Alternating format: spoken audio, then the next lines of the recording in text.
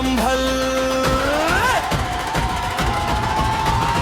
पहले प्यार में दिलवा टूट गईल रहे, आँखिया से दिन रात नीर छूट गईल रहे। मैं कहली बाबा के धाम जा, मन के दुखड़ा महादेव के सुनवा।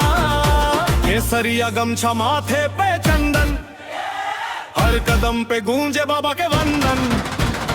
रास्ता में सब बोलल बोल बमा, दिल में उठल फिर से दम दम। देवघर पहुंचते मनवा बदल गइल, सूखल चेहरा फूल जैसन खिल गइल। बर्बादी हो गइल, शादी हो गइल, देवघर में आके जिंदगी आबाद हो गइल। बोल बम बोल बम, हर हर महादेव, जय बाबा बैद्यनाथ बाबा के महिमा न्यारी।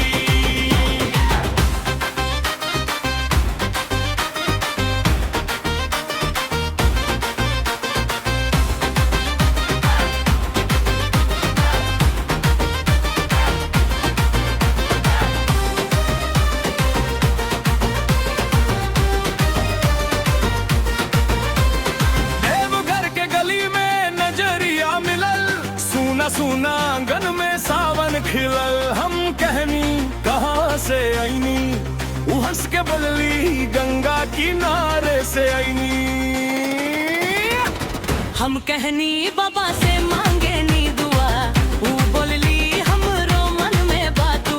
मंदिर में माथा टेकनी दोनों जन, दूगो दिल के रखनी अरदास भन। भोलेनाथ के कृपा जब बरसल, टूटल रिश्ता फिर से जुड़ गल। बाबा के चौखट पे मिलल सजनवा, अब खुशहाल हो गइल मोर अंगनवा। हाथ में कांवड़ मन में आस, महादेव दे दिले सच्चा साच। रोवत रहल रात दिन अकेले, ओकरा किस्मत में अब बरात हो गइल। बर्बादी हो गइल, शादी हो गइल, देवघर में आके जिंदगी आबाद हो गइल। बोल बम जय हर महादेव, जय बाबा बैद्यनाथ बाबा के महिमा न्यारी।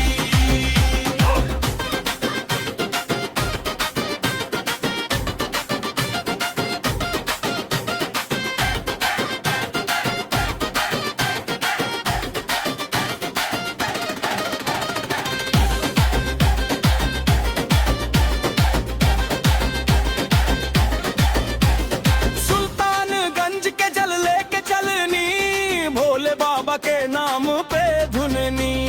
कंधा पे कावड़ मुंह पे बम बम, दिल में बसल बा भक्ति के दम।